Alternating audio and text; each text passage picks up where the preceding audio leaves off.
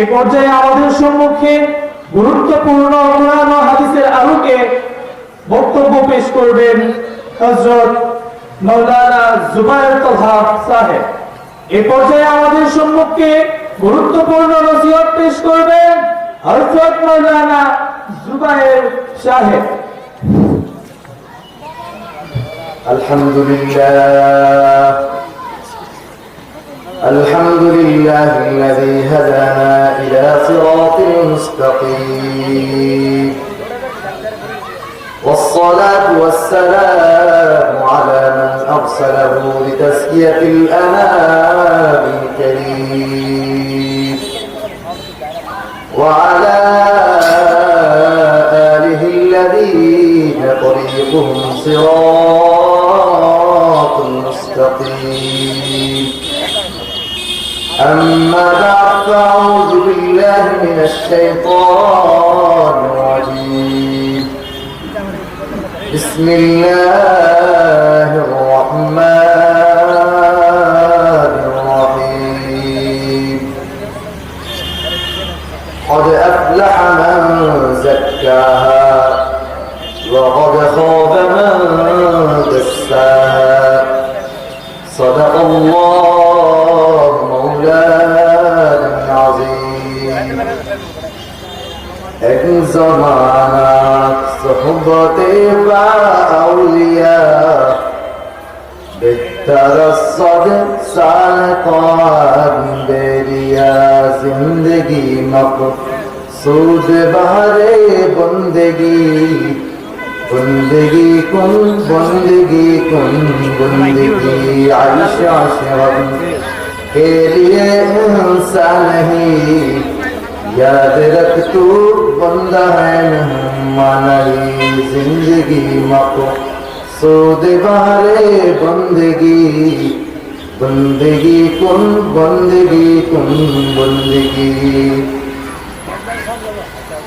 अब्दुल्लाह आयोजित रसूलुल्लाह यूनिसिया दरबार शरीफ दुआ ওয়াজ মাহফিলে আল্লাহ তাআলা আমাদেরকে আসার বসার কিছু কথা বলার এবং শোনার তৌফিক দান করেছেন। এই জন্য সবাই দিল থেকে শুকরিয়া আদায় করি আলহামদুলিল্লাহ। মুহতারাম হাজির, বর্তমানে সমাজে অন্য সমস্ত মাসালা নিয়ে তাসাউফ দরবার শরীফ বলতে আমরা যা বলে থাকি পীর মুরিদ, এই পীর মুরিদি সম্পর্কে মৌলিক অনেক ধরনের মতামত পাওয়া যায়। অনেকে মনে করে যে এই পীর মুরিদি এটা জৌরিদের মতো একটি বিষয়, আবার অনেকে মনে করে যে এই পীর মুরিদি এটা গুমরাহি। তাদের এই ভুল ধারণা বা তাদের এই ভুল উক্তির কারণ কি আমি সেই নিয়ে হালকা কিছু আলোচনা করার ইচ্ছা করেছি। যে তাদের এক নম্বর যে কারণ, তারা এই তাসাউফের ব্যাপারে বা পীর মুরিদের ব্যাপারে এই সমস্ত জঘন্যতম যে উক্তিগুলো পেশ করে, তার এক নম্বর কারণ হলো উলামায়ে হক, উলামায়ে দেওবন্দ এবং হক্কানি পীর যারা রয়েছেন তাদের যে তাসাউফ আছে, তারা সেই তাসাউফের হাকিকত সম্পর্কে তারা উদাসীন। দুই নম্বর কারণ যে তারা তাদের দৃষ্টিভঙ্গি তাসাউফের যে মূল তথ্য রয়েছে, তাসাউফের যে অর্থ রয়েছে সেই দিকে নয়, বরং তারা তাসাউফের সব দিক দিকে তাকায়। তারা কোরআন শরীফের মধ্যে তাসাউফ অথবা পীর মুরিদ এই শব্দগুলো তালাশ করে, তারা হাদিসের মধ্যে এই শব্দগুলো তালাশ করে। যখন তারা কোরআনের মধ্যে তাসাউফ বা পীর মুরিদি এই শব্দগুলো না পায়, তখন তারা তাসাউফকে বা পীর মুরিদিকে বিদআত এবং গুমরাহিতে আখ্যায়িত করে। এই জন্য এই বিষয়টা স্পষ্ট যে তাসাউফ বা পীর মুরিদি একটা ইস্তিলাহ, একটা পরিভাষা। যেমন নামাজের মধ্যে নামাজের কথা, কোরআন শরীফের মধ্যে নামাজের কথা, নামাজ বলতে নাই, নামাজ শব্দ না, সালাত আছে। তো বাংলা আমাদের পরিভাষায় আমরা সালাতকে নামাজ বলি। তো সেই জন্য আপনি যদি কোরআন শরীফের মধ্যে তাসাউফ সম্পর্কে জানতে হয়, কোরআন শরীফের মধ্যে হাদিসের মধ্যে তাসাউফ সম্পর্কে আপনার দেখতে হয়, তো আপনার সর্বপ্রথম এটা জানতে হবে যে তাসাউফ কোরআনের ভাষায় কাকে বলে, তাসাউফ হাদিসের ভাষায় কাকে বলে, উলামায়ে ফিকহের ভাষায় তাসাউফ কাকে বলে, সেই সম্পর্কে আপনাকে জানতে হবে। এই জন্য আমি আপনাদের সম্মুখে কোরআনের ভাষায় তাসাউফ কাকে বলে এবং হাদিসের ভাষায় তাসাউফ কাকে বলে সে সম্পর্কে আলোচনা করতেছি। মুহতারাম হাজির, কোরআনের ভাষায় কোরআন শরীফের মধ্যে তাজকিয়ার কথা অনেক রয়েছে, যা আমি শুরুতে একটি আয়াত তেলাওয়াত করেছি, ওয়া আফলাহা মান যাক্কাহা, যে সফলকাম সেই ব্যক্তি যে ব্যক্তি তাজকিয়া অর্জন করেছে। এখানে তাজকিয়া কাকে বলে আমি বলবো। এবং ক্ষতিগ্রস্ত সেই ব্যক্তি যে ব্যক্তি তার অন্তরকে কলুষিত করেছে। তাসাউফ বলা হয় যে কোরআন শরীফের যে লুগাতগুলো রয়েছে, আল মুফরাদাত ফি গরিবিল কোরআন, এবং যে লুগাতগুলো রয়েছে কোরআন শরীফের লুগাতুল কোরআন উর্দুতে আছে, সেই কোরআন শরীফের মধ্যে তাজকিয়া কাকে বলে আপনি দেখেন। তাজকিয়া বলা হয় আমাদের কলবের অবস্থা দুইটা। আমাদের কলবের যে গুণগুলো আছে, দুই ধরনের গুণ আছে, একটা হলো আখলাকে হামিদা, একটা কি ভাই আখলাকে হামিদা, ভালো গুণগুলো আছে, অর্থাৎ দানশীল, ন্যায়পরায়ণতা, এই যে বিষয়গুলো আছে এগুলাকে বলা হয় আখলাকে হামিদা। আর আরেকটা আখলাকে রাজিলা। আখলাকে রাজিলা বলা হয় কাকে? লোভ, লালসা ইত্যাদি যেগুলো আছে এগুলাকে বলা হয় আখলাকে রাজিলা। আর তাজকিয়া বলা হয় যে আমাদের কলব থেকে আখলাকে রাজিলাগুলোকে বের করে আখলাকে হামিদাগুলো কলবের মধ্যে বর্তমান করার নামই তাজকিয়া। তো যারা বলে তাজকিয়া কোরআনে নাই, হাদিসে নাই, আমরা বলবো তুমি তাজকিয়ার শব্দের অর্থ জানো না। তুমি তাজকিয়ার শব্দের অর্থ যদি সঠিকভাবে তালাশ করো, তুমি কোরআনে অহরহ পাইবা। শুধু তাই নয়, কোরআন শরীফের সূরা আল ইমরানের 164 নম্বর আয়াতে আল্লাহ তাআলা বলেছেন, লাকাদ মান্নাল্লাহু আলাল মুমিনিনা ইয বা'আথা ফীহিম রাসূলান من أنفسهم يتلو عليهم آياته ويزكيهم ويعلمهم الكتاب والحكمة। শুধু এই আয়াত নয়, সূরা বাকারার 129 নম্বর আয়াত এবং সূরা বাকারার 151 নম্বর আয়াত এবং সূরা জুমার 2 নম্বর আয়াতের মধ্যে হুজুর সাল্লাল্লাহু আলাইহি ওয়াসাল্লামের রিসালাতের 3টি দায়িত্ব, গুরুত্বপূর্ণ দায়িত্ব সম্পর্কে আল্লাহ তাআলা বলেছেন। হুজুর সাল্লাল্লাহু আলাইহি ওয়াসাল্লামের রিসালাতের গুরুত্বপূর্ণ প্রথম দায়িত্ব হলো হুজুর সাল্লাল্লাহু আলাইহি ওয়াসাল্লাম কুরআনকে বান্দার উম্মতের সামনে তেলাওয়াত করে শোনাবে। 2 নম্বর দায়িত্ব হলো কুরআন এবং হাদিসের যে ইলম আছে তা বান্দাদেরকে ওই উম্মতদেরকে শিখাবে এবং তাদেরকে তা বুঝাবে। 3 নম্বর দায়িত্ব হলো সাল্লাল্লাহু আলাইহি ওয়াসাল্লামের তাজকিয়া। এখন যারা বলে তাজকিয়া কুরআনে নাই, হাদিসে নাই, তাদেরকে আমি বলবো যে তাজকিয়ার যে মূল বিষয়টা আছে আখলাকে রাজিলা, আখলাকে হামিদা, এই দুই মূল বিষয়গুলো কুরআনের মধ্যে আছে কি আছে?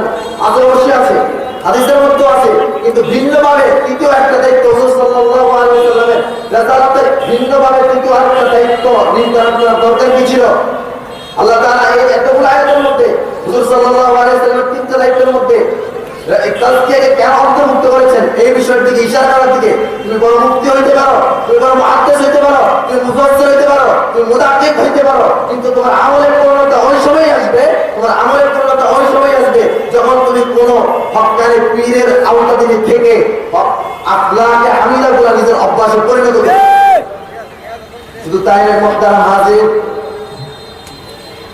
সাহাবায়ে কেরামের জামানায়, হুজুর সাল্লাল্লাহু আলাইহি ওয়াসাল্লামের জামানায়, তাবেঈনদের জামানায়, তবে তাবেঈনদের জামানায় সাহাবায়ে কেরাম এই তাজকিয়ার মেহনত শিখছেন হুজুর সাল্লাল্লাহু আলাইহি ওয়াসাল্লাম থেকে, তবে তাবেঈন এই তাজকিয়ার মেহনত শিখছেন সাহাবায়ে কেরামদের থেকে, তবে তাবেঈন এই তাজকিয়ার মেহনত শিখছেন তাবেঈনদের থেকে।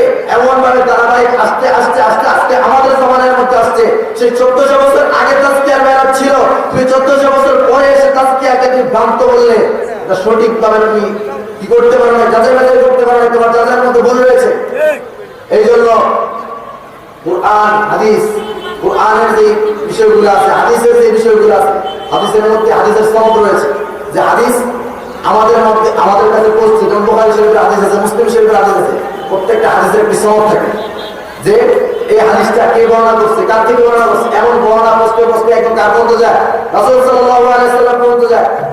তো দুরূপভাবে এই তাজকিয়ার একটি কি আছে? নসবনামা রয়েছে। এই তাজকিয়ার একটি নসবনামা রয়েছে। আপনি ইতিহাসের কিতাবগুলো তালাশ করেন, আপনি পাবেন। কিন্তু যদি আপনি না তালাশ করেন, না তালাশ করে আপনার ব্যাখ্যা ছাড়া আপনার জ্ঞানহীনতার প্রকাশ আমাদের সামনে আপনি দিবেন। এই জন্য কোন এক গ্রামে কোন হকানি পীর থাকা, এটা ওই গ্রামবাসীদের জন্য সৌভাগ্যের ব্যাপার। কোন এক গ্রামে কোন হকানি পীর থাকা, কোন একটি হকানি পীর থাকা, এটা তাই গ্রামবাসীদের জন্য কি সৌভাগ্যের ব্যাপার। এই জন্য আমাদেরকে সর্বোপরি নারায়ে তাকবীর, আল্লাহু আকবার, সবদিশে আগমন, সবদিশে আগমন, শুভেচ্ছার স্বাগতম, বিশ্ব হুজুরের আগমন, নারায়ে তাকবীর। মুহতারাম হাজিরিন, এই জন্য আমাদের যে যে স্থানে থাকি না কেন আমরা সেই স্থানে থেকে ওলামায়ে কেরাম, হক্কানি পীর, হক্কানি ওলামায়ে কেরামদেরকে সহযোগিতা সর্বক্ষেত্রে করতে হবে। যে আমার পূর্বে উপস্থাপক ভাই বলেছেন আল উলামা ওয়ারাসাতুল আম্বিয়া, যে ওলামারা আম্বিয়া কেরামদের ওয়ারিস। তো এই জন্য সর্বক্ষেত্রে ওলামায়ে কেরামদেরকে আমাদের যথাযথ সম্মান আমাদেরকে করতে হবে। যদি ওলামায়ে কেরামদেরকে যথাযথ সম্মান আমি না করতে পারি, যদি ওলামায়ে কেরামদের সামনে ওলামায়ে কেরামদের শানের ক্ষেত্রে কোনো বেয়াদবি আচরণ আমার থেকে প্রকাশ পায়, ইমাম গাযালি রাহিমাহুল্লাহ তাআলা লিখেছেন, সে যদি মৃত্যুবরণ করে আর সে ওলামায়ে কেরামদের সাথে বেয়াদবি করেছে, তার কবর খনন করে দেখিও তার চেহারা কিবলার দিকে থাকবে না, কিবলা ভুলে যাবে। এই জন্য একটি প্রবাদ বাক্য আছে যে হাতিকে যা বড় করো, কিন্তু হাতির ছেলেকে, হাতির বাচ্চাকে কিছু করিও। হাতিকে তুমি যাই করো কোনো সমস্যা নেই, হাতি তোমার কিছু বলবে না, কিন্তু হাতির বাচ্চাকে যদি করো তাহলে কিন্তু সে তোমার ছাড়বে না। এই জন্য আল্লাহ ইবাদত যে বিষয়গুলো রয়েছে, আল্লাহ তাআলার হুকুম আহকাম আমি যতটুকু মানতে পারি যদি না পারি আমি আল্লাহ তাআলার কাছে ইস্তেগফার করব, কিন্তু কোন ওলামায়ে কেরামদের বিরুদ্ধে, কোন ওলামায়ে কেরামের বিরুদ্ধে আমার মুখ থেকে যাতে কোনো বেয়াদবি কথা প্রকাশ না পায়। এজন্য এই বিষয়গুলো আমাদেরকে লক্ষ্য রাখতে হবে। এবং এই আত্মশুদ্ধির ক্ষেত্রে বা পীর মুরিদের ক্ষেত্রে যে বিষয়গুলো সামনে আমাদের আসে, যে আমাদের বর্তমান বাংলাদেশে বা অতীতেও পীর দুই ধরনের ছিল। কয় ধরনের ছিল ভাই? দুই ধরনের। একটা হক্কানি পীর, আর একটা আমরা বুঝি ভণ্ড পীর যাবে, তাদেরকে বলা হয়। এবং এই ক্ষেত্রে আমাদেরকে অনেকে বলে যে ভাই আপনারা কি পীর মুরিদের কথা বলেন, পীর মুরিদের মধ্যে সব বন্ধ। দুনিয়ার মধ্যে দিনই অথবা দুনিয়াবি এমন কোনো বিষয় নাই যার মধ্যে ভেজাল নাই। ভেজাল ছাড়া কোনো বিষয় আছে? আপনি ইসলামের সর্বশ্রেষ্ঠ যে মর্যাদা আছে, সর্বশ্রেষ্ঠ মর্যাদার নাম কি? নবুয়ত। এই নবুয়তের মধ্যে নামদারি নবুয়ত আসছিল কিনা? গোলাম আহমদ কাদিয়ানী সে মিথ্যা নবীদার দাবি করছিল কিনা? তো নবুয়তের মধ্যে যদি ভেজাল থাকতে পারে, কোন মিথ্যা নবীদার দাবি করতে পারে, তো এই হক তাসাউফের মধ্যে বাতিল তাসাউফ থাকবে। কিন্তু তার মানে তো এটা নয় দুনিয়ার প্রত্যেকটা বিষয়ের মধ্যে ভেজাল আছে, তার মানে কি এটা আমি সব বিষয় প্রত্যাখ্যান করেছি? সব বিষয় প্রত্যাখ্যান করি না, বরং ওই ক্ষেত্রে আমার কাজ কি? ওই ক্ষেত্রে আমার কাজ হলো সেই বাতিল যে বিষয়টা আছে, এই বাতিল বিষয়টাকে আমাকে প্রত্যাখ্যান করতে হবে, হক বিষয়টাকে আমার শ্রদ্ধা করতে হবে, সদয় গ্রহণ করতে হবে। নারায়ে তাকবীর, আল্লাহু আকবার, দিন ইসলাম জিন্দাবাদ, আল কোরআনের আলো, বিশ্বের মুসলমান, আল কোরআনের আলো। তো এই জন্য ওলামায়ে কেরাম, হক্কানি পীর আমরা কিভাবে চিনব? যেমন এই তাসাউফের সম্পর্কে অনেক কিতাব রয়েছে, যেমন হাদিসের কিতাবগুলো, যেমন মুস্তাকিল কিতাব তাসাউফের সম্পর্কে লেখা আছে, রিয়াদুস সালিহিন, ইমাম নববী রাহিমাহুল্লাহ তাআলার কিতাব। উনি 600 হিজরির লোক, সেই কবে কাটলো? 1400 হিজরি। সেই 600 হিজরির মধ্যে উনি একটা কিতাব লিখেছেন কি?